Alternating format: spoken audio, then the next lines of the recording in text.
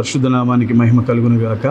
UCF వర్తమానాలకి స్వాగతం, సుస్వాగతం.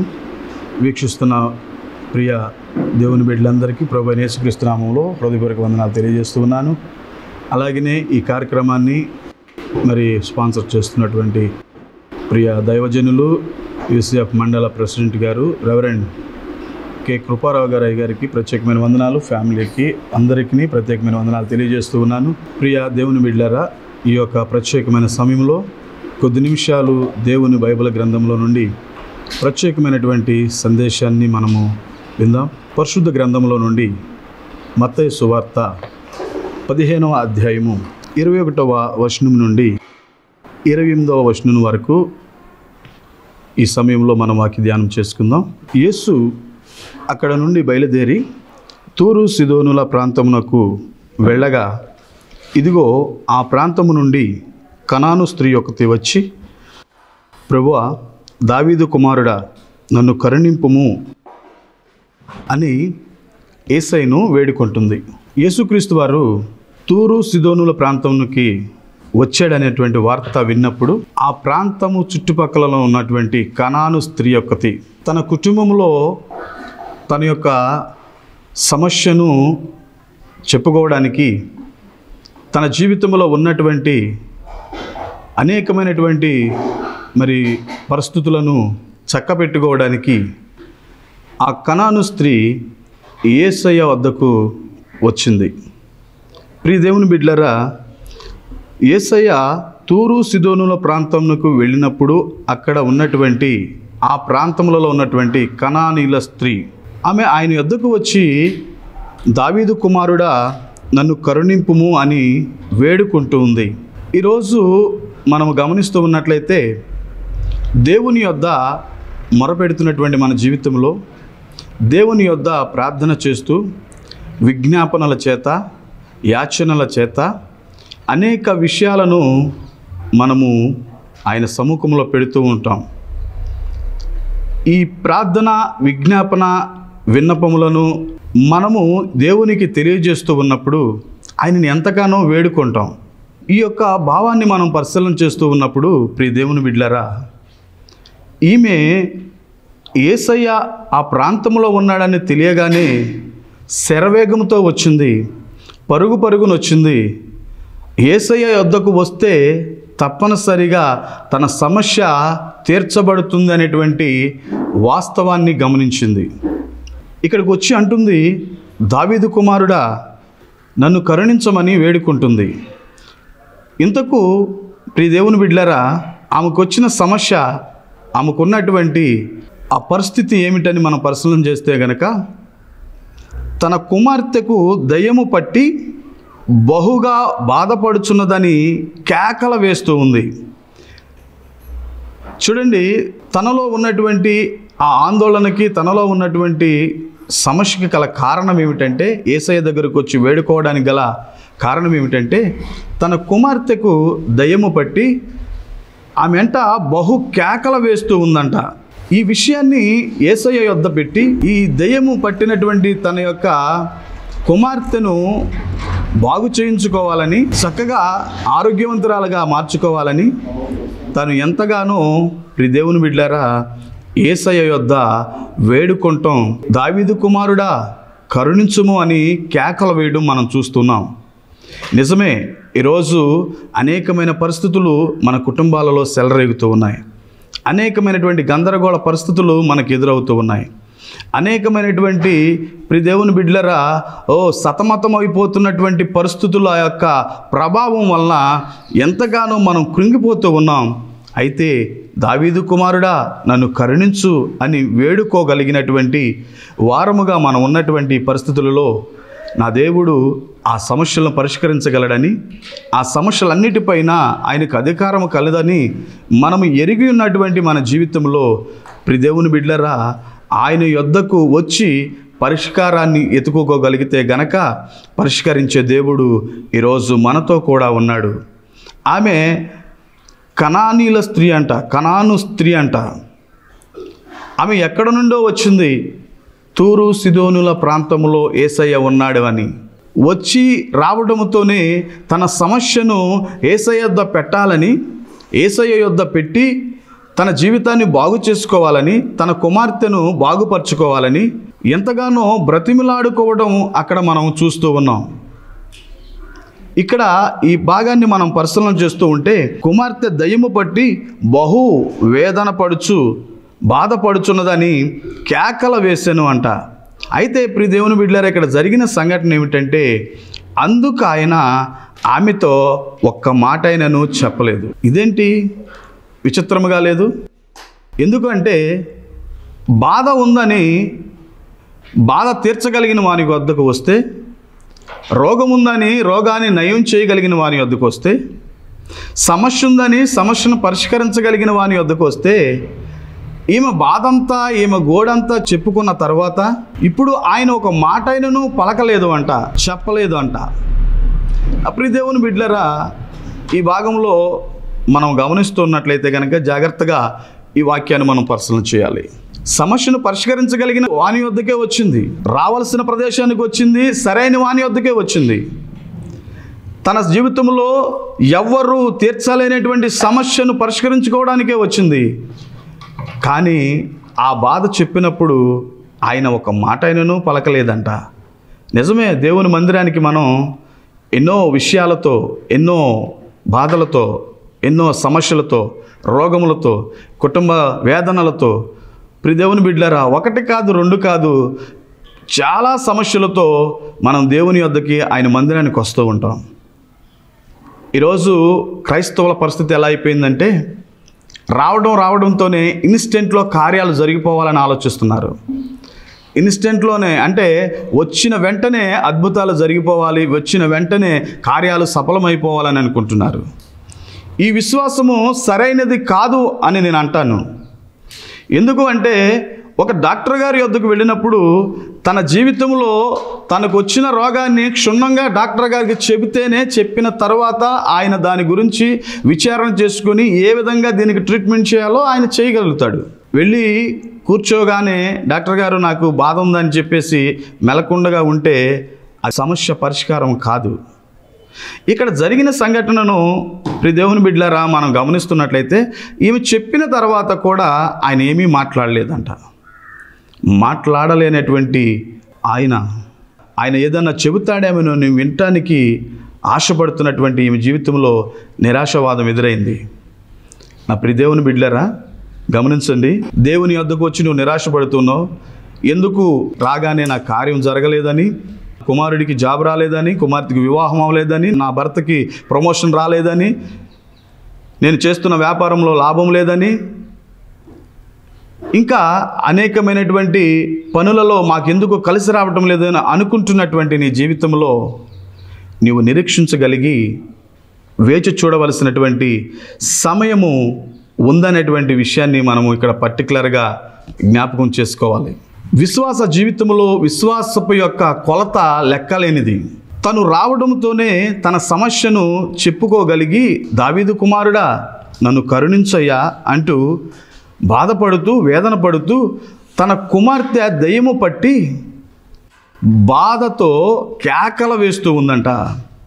ఆయన వద్దకు వచ్చింది, కానీ ఒక మాట అయినను పలకలేదు. ఈరోజు దేవుడు మా మాట అంటలేదు, మా ప్రార్థన లేదు, మా ప్రార్థనకు జవాబు ఇవ్వలేదని అలిగి దేవుని మందిరానికి రాకుండా దేవుని మందిరాన్ని విడిచిపెట్టేస్తూ దేవునితో మాకేం పని లేదు అంటూ ఈ లోకానుసారమైనటువంటి శరీరాశల గుండగా వెళుతున్న ప్రియ సహోదరి సహోదరుడా, నీ విశ్వాస జీవితంలో నీవు నీ దేవునితో ఉన్నటువంటి సహవాసపు విలువను నీవు తెలుసుకోగలిగితే అక్కడే నీ జీవితంలో దేవుడు అద్భుతాలు జరిగిస్తాడు. ఎందుకో తెలుసా? అందుకు ఆయన ఆమెతో ఒక మాట ఆయన నువ్వు చెప్పలేదంట. అప్పుడు శిష్యులు అన్నారంట, ఈమె మన వెంబడి వచ్చి కేకల వేస్తున్నది కనుక ఈమెను పంపివేయమని ఆయనను వేడుకొన్నారంట. విషయాన్ని స్పష్టంగా చెప్పినప్పటికీ ఆయన మాట మాత్రము పలకలేదు అని, ఇంకా ఈమె ఏం చేస్తుందంటే ఆయనను వెంబడిస్తూ ఉంది. ఆ వెంబడిస్తూ వస్తూ కేకలు వేస్తున్నది, దావీదు కుమారుడా, దావీదు కుమారుడా, దావీదు కుమారుడా అని. నా ప్రియ దేవుని బిడ్డలారా, దేవుని సన్నిధిలో నీకు సమస్యకు పరిష్కరించబడతలేదా? నువ్వు దేవుని సన్నిధిలో ప్రార్థనాపూర్వకంగా వెలుగెత్తి యేసయ్య దగ్గర మొరపెట్టు. ఎలుగెత్తి దేవుని యొద్ద మొరలిడు, కేకలవే. ఒక ప్రత్యేకమైనటువంటి రీతిలో నీ దేవుని సన్నిధిలో నీవు దేవుని దగ్గర వేడుకో. ఆయన నీ స్వరాన్ని వింటాడు, నీ బాధను దృష్టిస్తాడు. నీ కష్టాన్ని చూసిన దేవుడు నిన్ను ఊరకనే వదిలివేసేవాడు కాదు. ఆ శిష్యులు అంట ఆయనను వెంబడి వచ్చి కేకలు వేస్తున్నదని ఆమెను పంపిమేమని యేసయ్యను వేడుకున్నారంట. వేడుకున్నటువంటి వారి జీవితాలలో దేవుని బిడ్డలారా, యేసయ్య పరిశీలిస్తుందో ఏమిటో తెలుసా? యేసయ్య గమనిస్తుందో ఏమిటో తెలుసా? ఆమె విశ్వాసం ఎంత ఉంది, ఆమె ఎలా తనను వెంబడిస్తుందో, ఎలా తన వెనకాల వస్తుందో, ఏ విధంగా తనను వేడుకుంటుందో అన్నీ పరిశీలిస్తూ ఉన్నాడు. దేవుని మందిరంలో నన్ను దేవుడు చూడలేదు, దేవుడు నా మొర ఆలకించడం లేదు, దేవుడు నన్ను ఏ విషయంలోనూ పట్టించుకోవడం లేదు, పట్టించుకుంటే నా బ్రతుకు ఇలా ఉండేది కాదు, నా బిడ్డల బ్రతుకు ఇలా ఉండేది కాదు, నాకు కలిగినదంతా ఇలా ఉండేది కాదు, నేను ఎన్నో కానుకలు ఇస్తాను, ఉపవాసాలు ఉంటాను, మందిరం పనులు చేస్తాను, పాస్టర్ గారికి సహకరిస్తాను, అన్నీ చేస్తావు, కానీ దేవుని దగ్గర నీకు వేచి చూసేటువంటి నిరీక్షణ నీలో లేకుండా పోతుందేమో. ప్రియ దేవుని బిడ్డ, యేసయ్య చూస్తూ ఉన్నాడు. ఆమెను చూడనట్లుగా ఉన్నాడు. ఆమె విశ్వాసపు కొలత, ఆమె విశ్వాసపు యొక్క నిరీక్షణను ఆయన పరిశీలన చేస్తూ ఉన్నాడు. ఇక్కడ శిష్యులకు కూడా ఆయనను వెంబడించి కేకలు వేస్తూ ఉంటే, అయ్యా ఈమెను పంపివేయండి, ఈమె ఎంతో కేకలు వేస్తూ ఉంది, ఎంతో మనల్ని వెంబడిస్తూ ఉంది, చాలా దూరం వచ్చింది, మనతో ప్రయాణం చేస్తూ ఉంది అని ప్రియ దేవుని బిడ్డలారా వాళ్ళు చెప్పినప్పటికీ ఈవిడ ఆగలేదు. వాళ్ళు యేసుక్రీస్తు వారు ఎక్కడికి వెళితే అక్కడ, ఎంత దూరం వెళితే అంత దూరము ప్రియ దేవుని బిడ్డలారా ఆగకుండగా ఆయనతో అడుగులు వేస్తూనే ఉంది, ఆయనను వేడుకుంటూనే ఉంది. తన యొక్క జీవితంలో తన పరిష్కారం దొరికే వరకు యేసయ్యను వదిలిపెట్టలేదు. నా ప్రియ దేవుని బిడ్డలారా గమనించండి దేవుని వాక్యాన్ని.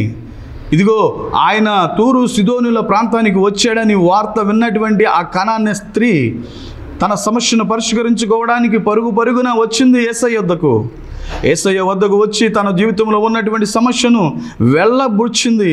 తన గుండెల్లో ఉన్నటువంటి దుఃఖాన్నంతా ఆయన పాదాల యొద్ద పెట్టింది.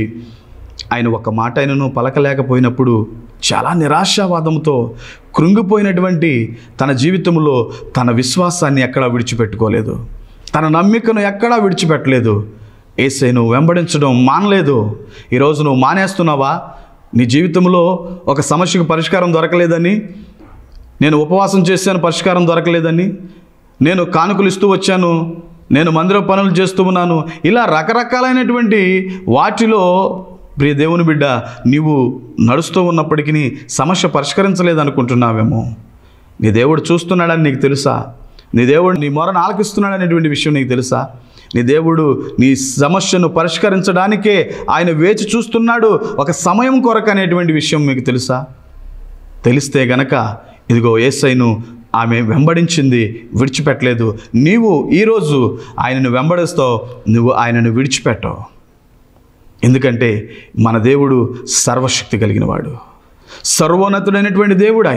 ఆయనకు అసాధ్యమైనది ఏమీ లేదు, ఆయనకు సమస్తమును సాధ్యమే. సాధ్యపరచగలిగిన దేవుని యొద్ద మనం ఉన్నామండి. నీ దేవుడు సర్వశక్తి కలిగిన దేవుడని నువ్వు గ్రహించగలిగినట్లయితే, ఆయన వెంబడిస్తున్నటువంటి ఆయన యొక్క నామమును బట్టి నువ్వు కొనసాగుతున్నటువంటి ఈ ఆత్మీయ యాత్రలో నా దేవుడు నీకు విజయాన్ని ఇస్తాడు. నా దేవుడు గొప్ప కార్యాన్ని నీ పట్ల జరిగిస్తాడు, నీకు గొప్ప మేలును జరిగిస్తాడు. నా ప్రియ దేవుని బిడ్డలారా, అక్కడ మనము గమనిస్తున్నటువంటి దేవుని వాక్యాన్ని పరిశీలన చేసుకుంటూ ఉన్నట్లయితే కనుక ఆయన ఒక చక్కటి మాట అన్నాడు. ఆ విషయాన్ని గుర్తెరిగి, ఆయన ఇశ్రాయేలు ఇంటి వారి నశించిన గొర్రెల యొద్దకే కానీ మరి ఎవరి యొద్దకును నేను పంపబడలేదా? నేను నిజమే, ఆయన నశించిన దాన్ని వెదక రక్షించడానికే కదా యేసయ్య ఈ భూలోకానికి వచ్చింది. మరి అలాంటి వారినే కదా ఆయన రక్షించాలి, అలాంటి వారికే కదా స్వస్థ ఇవ్వాలి, అలాంటి వారికే కదా కార్యములు జరిగించాలి. మరి ఇంకా వారికి కాకుండా ఇంకెవరికి చేయాలి? నిజముగానే ప్రియ దేవుని బిడ్డలారా, ఆయన మనకు కాకుండా ఇంకెవరికి చేయాలి కార్యాలు చేయడానికి? ఆయనకు మనం సమయం ఇవ్వాలి, కార్యాలు పొందడానికి ఆ సమయాన్ని మనము అందిపుచ్చుకోవాలి. ఇలా మనం అందిపుచ్చుకోగలిగినప్పుడు ఆ కార్యాలను జరిగించుకోవడానికి మనం దేవుని దగ్గర వేచి చూసినప్పుడు గొప్ప ఫలితాలను మనం చూస్తాం. ఆశ్చర్యకరమైనటువంటి ఫలితాలను మనం చూస్తాం. నా ప్రియ దేవుని బిడ్డలారా, ఏ విషయంలో నువ్వు నిరాశావాదానికి వెళ్ళొద్దు. ఎప్పటికీ నీ విశ్వాస జీవితంలో పడిపోవద్దు, దిగజారిపోవద్దు. అంతకంతకు ఆత్మీయ లోతులలో నువ్వు పైకి లేవాలి. నా యేసయ్యతో నువ్వు నడవాలి. నా యేసయ్యతో నీ అడుగులు ఎప్పుడునూ కూడా ఆయన వెంబడే నువ్వు నడవాలి. అలా నడవగలిగినట్లయితే గనక ఇదిగో ఆయన అన్నారు, యేసుక్రీస్తు వారు, ప్రియ దేవుని బిడ్డలారా, ఇశ్రాయేలు ఇంటి వారై నశించిన గొర్రెల యొద్దకే కానీ మరి ఎవరి యొద్దకును నేను పంపబడలేదు కదా అని ఆయన మాట్లాడుతూ వస్తూ ఉన్నారు. అంతటితో ఆమె వచ్చి ఆయనకు మొక్కిందంట. వెంటనే మళ్ళీ ఆమె ఆయన దగ్గర వెళ్ళిపోయిందంట. యేసయ్య యొద్దకు వెళ్ళి ఆయన పాదాల మీద పడి చక్కటి మాట అంటుంది, ప్రభువా నాకు సహాయము చేయమని అడిగెను. అక్కడితో ఆగిపోలేదు. ఎంతో ప్రయాణం చేస్తూ వస్తుంది. ఆయన వారితో కలిసి నడుస్తూ ఉంది. నడిచిన తన జీవితంలో ప్రియ దేవుని బిడ్డలారా మరొక అవకాశం వచ్చింది. వెంటనే ఆయన పాదాలపై పడిపోయి మురికేస్తుంది. ప్రియ దేవుని బిడ్డలారా ఆమె వచ్చి ఆయనకు మొక్కి, ప్రభువా నాకు సహాయము చేయయ్యా, నేను నిరాశావాదంలో ఉన్నాను, నిస్సహాయతలో ఉన్నాను, ఒంటరిదానిగా ఉన్నాను, నా జీవితంలో నేను ఎంతో ప్రయాసపడి ఉన్నాను, ఈ లోకము చుట్టూ తిరిగాను, లోకస్తుల దగ్గరికి వెళ్ళాను, వైద్యుల దగ్గరికి వెళ్ళాను, మంత్రగాళ్ళు తంత్రగాళ్ళు తాయెత్తలు కట్టేవారు చిల్లంగి చేతబడి చేసేవారి వద్దకు వెళ్ళాను, కానీ ఫలితం దొరకలేదు. కానీ ఏదైనా నువ్వు చేయగలిగిన మీ యొద్ద మాత్రమే నా బిడ్డకి కార్యం జరుగుతుందని నేను యోచించాను అని ప్రియ దేవుని బిడ్డలారా లోకాన్ని విడిచిపెట్టి వారందరిని విడిచిపెట్టి యేసయ్య ఈ తూరు సిదోనుల ప్రాంతంలో ఉన్నాడు అనగానే పరుగు పరుగున వచ్చింది. నేను అంటాను ప్రియ దేవుని బిడ్డలారా, తూరు సిదోనుల ప్రాంతానికి ఆ కనాన్య స్త్రీ అక్కడ నుండి ఆ ప్రాంతానికి రావడానికి ఒంటరిగానే వచ్చింది కదా, ఎవరు తోడలేరు. ఆ రోజు ఇలాంటి ట్రాన్స్పోర్టేషన్ లేదు, ఇటువంటి బళ్ళు లేవు, ఎటువంటి సహాయ సహకార్యాలు లేవు. అడవి ప్రాంతం లేక అరణ్య ప్రాంతం అవ్వచ్చు, ఎడారి ప్రాంతం అవ్వచ్చు. కానీ ఆమె తన కుమార్తె మీద ఉన్నటువంటి ప్రేమ, తన కుటుంబంలో జరుగుతున్నటువంటి సమస్యను పరిష్కరించుకోవడానికి పడుతూ లేస్తూ రాళ్ళనక రప్పలనక ముళ్ళనక భయంకరమైన విష పురుగులనక క్రూర జంతువులనక వాటిని లెక్క చేయకుండా యేసయ్య యొద్దకు ఒకటే నిరీక్షణ కలిగి పరుగులు ఎత్తుకుంటూ సహాయం కొరకు వచ్చింది. నా ప్రియ దేవుని బిడ్డలారా, ఆమె విశ్వాసము గొప్పదండి, ఆమె నిరీక్షణ గొప్పది.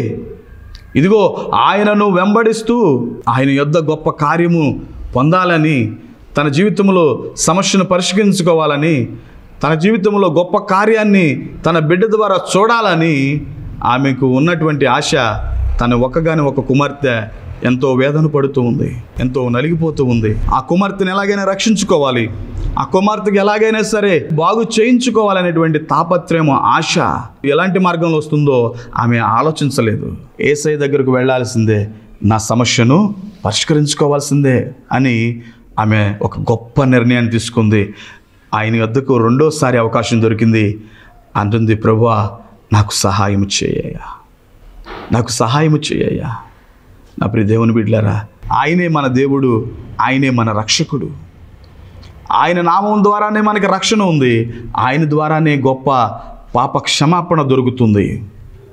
కాబట్టి ఆయన యొద్దకు వచ్చి అడుగుతుంది, నాకు సహాయం చేయయ్యా, నిస్సహాయ స్థితిలో ఉన్నానయ్యా, తోడెవరూ లేరయ్యా, నేను ఒంటరిదానిగా ఉన్నాను, నా కుమార్తె దయ్యము పట్టి బాధతో కేకలు వేస్తుందని మరలెడుతూ వేదన పడుతూ ఏడుస్తూ ఉంది.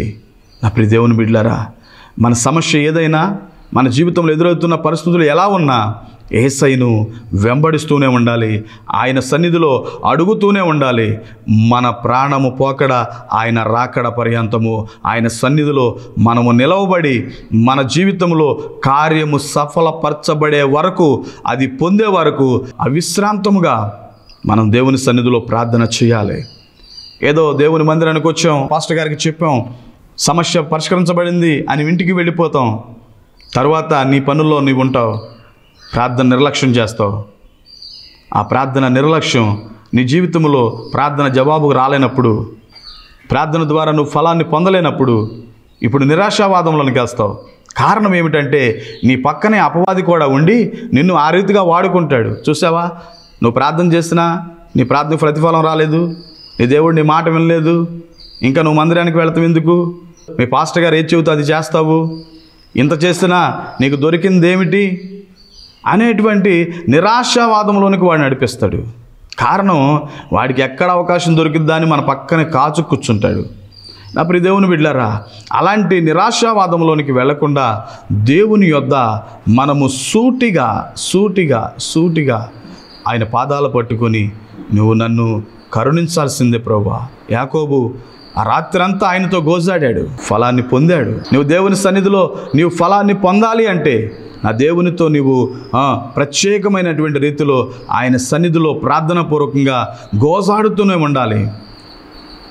దావీదు అంటాడు, నా కళ్ళు క్షీణిస్తూ ఉన్నాయి అంటే కన్నులు క్షీణించినంతగా ప్రార్థన చేశాడు, గొంతు ఎండినంతగా ప్రార్థన చేశాడు.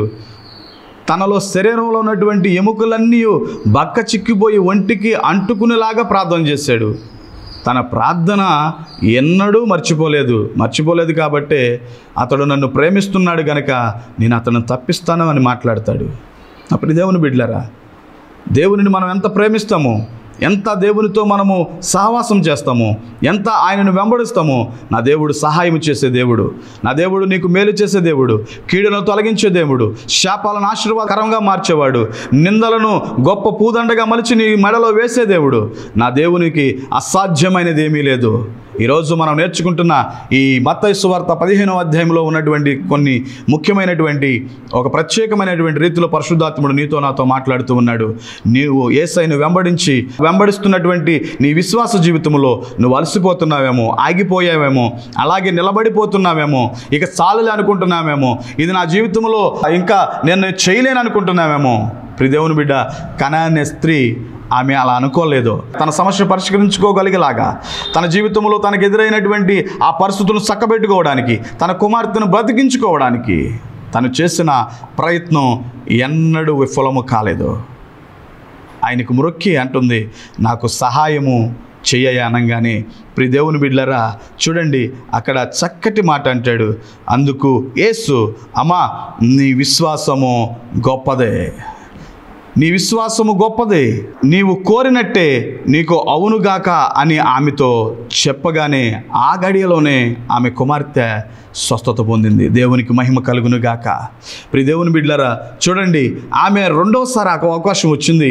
రాగానే ఆయన పాదాల మీద పడిపోయి, అయ్యా నీవు కాకపోతే నాకు సహాయం చేసేవారు లేరయ్యా, నీవు కాకపోతే నా జీవితంలో ఈ సమస్య పరిష్కారం కాదాయి అని చెప్పి కన్నీళ్లు కార్చి వేడ్చి ఆయన పాదాలు పట్టుకుంది.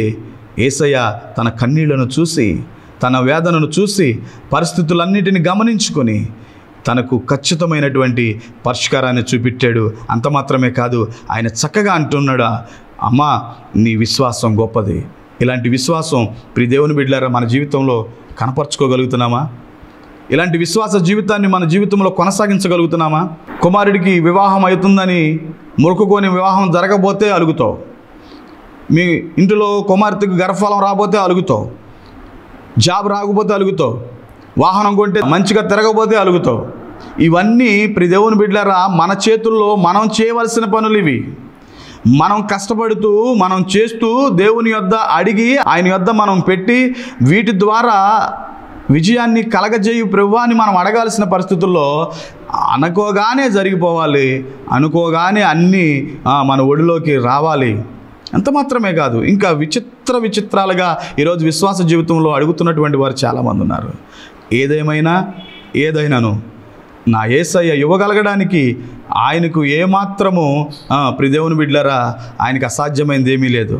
కానీ పొందుకోగలిగే మన జీవితంలో, ఈ విశ్వాస జీవితంలో, ఈ క్రైస్తవ జీవితంలో నువ్వు వేటిని బట్టి నీ జీవితాన్ని ముందుకు కొనసాగిస్తున్నావు, నీ విశ్వాసము కొలత ఎంత, నీ ఆత్మీయ జీవితంలో నువ్వు ఎంతవరకు దేవునితో నువ్వు అడుగులు వేస్తున్నావో ఒక్కసారి నిన్ను నువ్వు పరిశీలన చేసుకో. ఆయన ఒక చక్కటి మాట అన్నాడు, అమ్మా నీ విశ్వాసం గొప్పదే, నువ్వు కోరినట్టే అవునుగాక అన్నాడు. నా ప్రియ దేవుని బిడ్డలారా, నువ్వు ప్రార్థన చేస్తూ ఉంటే, నీ దేవునితో నువ్వు మొరపెడుతూ ఉంటే పరలోకపు సైన్యపు దూతలు ఆమేన్ అనాలి. నీతో సహకరిస్తూ ఏకీభవిస్తున్నటువంటి వారు ఆమేన్ అనాలి. నీ హృదయాంతరాళములో ఉన్నటువంటి ఆ దుఃఖము కూడా సంతోషముతో నాట్యము చేయాలి. నా యేసయ్య యొద్ద పరిష్కరించబడని సమస్య అంటూ లేదో, ఆయనకు సమస్తము సాధ్యమే. ఈ విషయాన్ని నువ్వు గమనించుకోగలిగితే, ఈ విశ్వాసాన్ని నువ్వు ముందుకు కొనసాగించగలిగితే, నా దేవుని గొప్ప కార్యాలను చూస్తావు. నా దేవుడు నీకును నీ కుటుంబానికి మేలు చేస్తాడు. ఆయన అన్నాడు, నీ విశ్వాసం గొప్పది, నువ్వు కోరినట్టే అవునుగాక. యేసయ్య ఈ యొక్క వాక్యము ద్వారా నిన్ను నీ కుటుంబాన్ని ఈరోజు దర్శించాడు. నువ్వు కోరినట్టే అవునుగాక. ఇటువంటి విశ్వాస జీవితం నీకు నువ్వు కలిగి ఉంటే గనక నీ యేసయ్యతో నీ సంబంధాన్ని కొనసాగించు. ఎక్కడ నువ్వు దానిని బ్రేకప్ చేయకుండా ఎక్కువ ఆత్మీయ లోతుల్లో ముందుకు వెళ్ళు. ఇలాంటి విశ్వాసాన్ని కలిగి ఉండు. దేవుడు నిన్ను నీ కుటుంబాన్ని దీవించి ఆశీర్వదించునుగాక. ఆమేన్. మహాపరిశుద్ధుడా, ప్రేమగల తండ్రి, కృపగలిగిన మా నాయన, మీకు వందనాలు. ఈరోజు ప్రభువా, మీరు మాతో సూటిగా మాట్లాడిన ఈ ప్రత్యేకమైన మాటలను బట్టి మీకు వందనాలు ప్రభువా. మా విశ్వాస జీవితంలో తండ్రి, ఇదిగోనైనా మిమ్మల్ని వెంబడిస్తున్నటువంటి మా యొక్క జీవితంలో ప్రభువా, ఇదిగోనైనా మా విశ్వాసాన్ని ఇంకను పెంపొందించుకోవడానికి, ఎక్కడ ఆగిపోకుండా కొనసాగించబడి నీ నామము ద్వారా అనేక విజయాలను పొందడానికి మీరు మాకు గొప్ప కార్యాలు జరిగించి నీ నామము ద్వారా మేలు పొందడానికి మాకు సహాయము దయచేయమని, నీ మేలులతో మమ్మల్ని నింపి సంతృప్తిపరిచి ముందుకు కొనసాగించమని నజరేయుడైనటువంటి యేసయ్య నామమున అడిగి వేడుకొనుచున్నాము తండ్రి. ఆమేన్. ఆమేన్. మరొకసారి మీ అందరికీ వందనాలు.